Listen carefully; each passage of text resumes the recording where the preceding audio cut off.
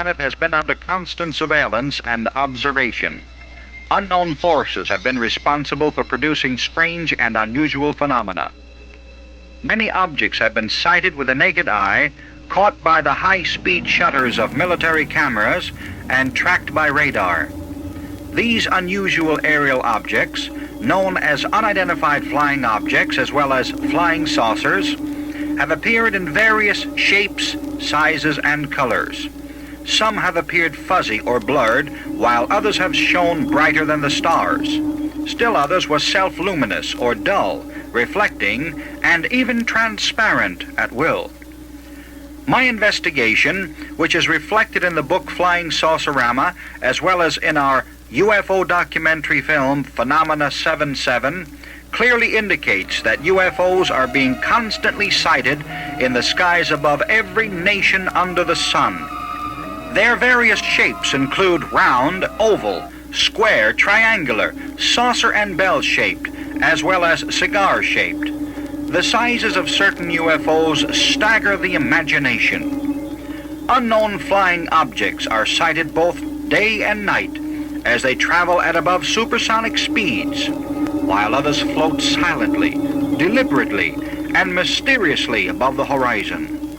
UFOs have also been tracked by civilian experts at speeds exceeding 20,000 miles per hour in our atmosphere without disintegrating. They perform unbelievable feats of aerial maneuvers, violating every rule and regulation of air traffic control, while they completely defy established laws of aerodynamics. In the opinion of the military, UFOs do not exist, yet UFOs have been classified as skyhooks, meteorites, stars, planets, reflections, high-flying Canadian geese, cloud formations, temperature inversions, weather balloons, satellites, space junk, white paper, and many other explanations that in some cases justify such an interpretation. Something has been up there for a long time. Something that is recorded in the sign language of the ancients. Some strange objects called flying shields by the early Romans, luminous discs by the Greeks. The ancient Chinese records reveal that UFOs were sighted and recorded by men whose sole task it was to maintain accurate events of strange and unusual happenings in their particular generation. The Holy Bible calls attention to UFOs by referring to them as the wheel in the middle of the wheel by Ezekiel, the flying roll or scroll by Zechariah. Job poses a challenging question when he asks, "Who are these that fly from cloud to cloud as doves to their nests?" As we travel from the musty pages of prehistory into the atomic age, we find ourselves confronted with these perplexing questions. What are flying saucers? Where have they come from? What is their purpose? Perhaps the following events will enlighten you. The time, 3 o'clock in the afternoon. The date, Tuesday, June 24th, 1947. The place, 9,200 feet above Mineral, Washington, making a 180-degree turn toward a forbidden plateau of Mount Rainier. The pilot, Kenneth Arnold, a relief deputy federal United States Marshal, a deputy sheriff for Ada County, Idaho, an experienced flyer who logged more than 4,000 hours of flying time over mountainous country over a 3-year period. Then it happened. A tremendous, bright flash of light lit up the complete surface of his plane.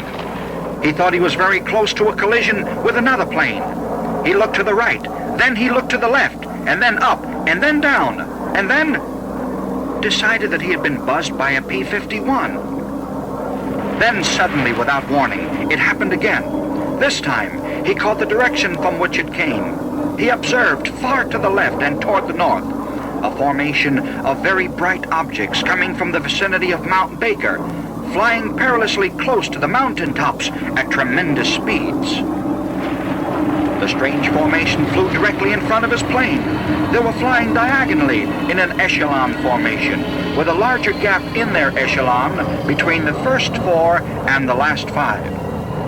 After maneuvering back and forth, the last group of these strange, silvery, saucer-shaped objects seemed to gather speed as well as altitude at a point beyond the southwest crest of Mount Adams. Then, after another sharp maneuver, shot off into the blue at speeds that completely stagger the imagination. Thus was framed the term which was to make headlines throughout the civilized world, the term flying saucers. Who are these people who see UFOs? Have any public officials, scientists, or military men made such statements pertaining to UFOs? The answer is quite apparent. Former Central Intelligence Agency Chief Admiral R.H. Hillenkoetter stated, "It is high time that this UFO secrecy is ended. It is imperative that we learn where UFOs come from and what their purpose is."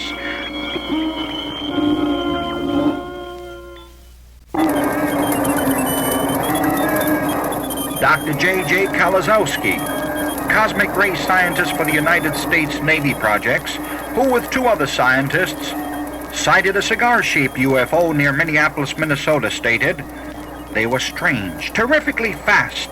I think that the government should set up a 24-hour alert with radar, telescope, sky cameras, and other instruments."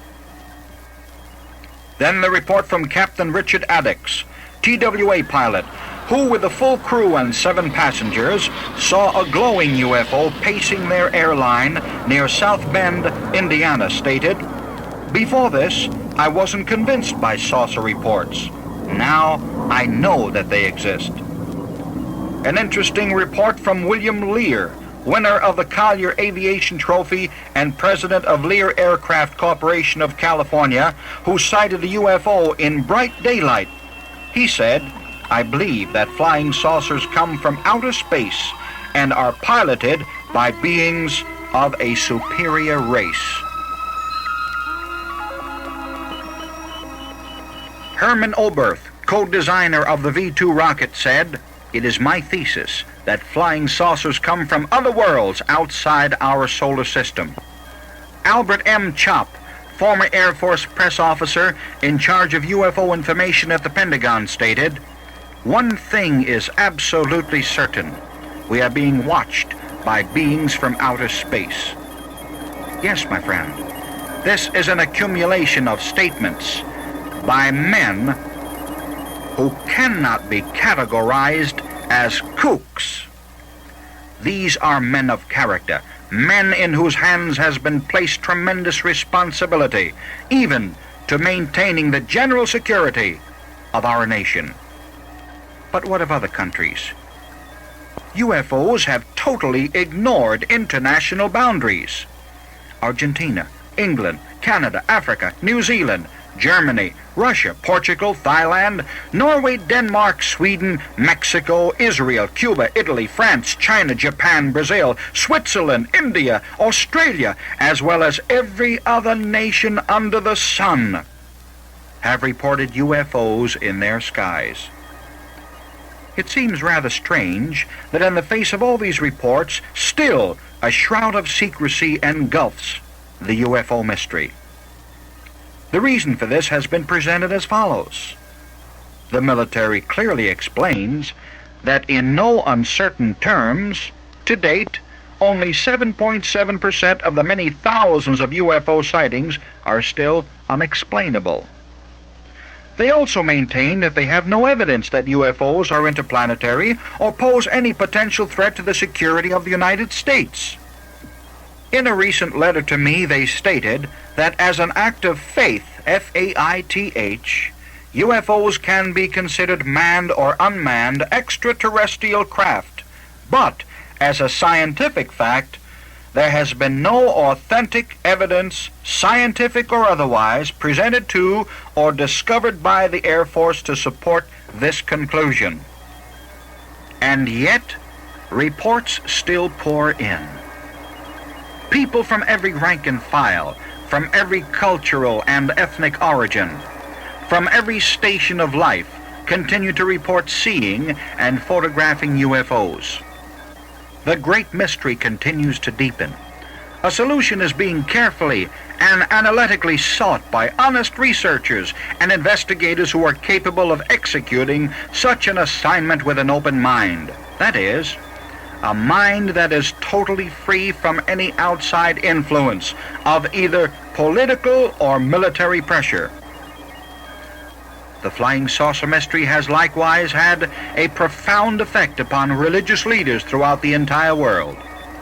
Some of them take the position that if UFOs are proven to be interplanetary, the Holy Bible would be rendered ineffective, while others maintain that UFOs would diminish the purpose and the plan of Almighty God for this planet Earth.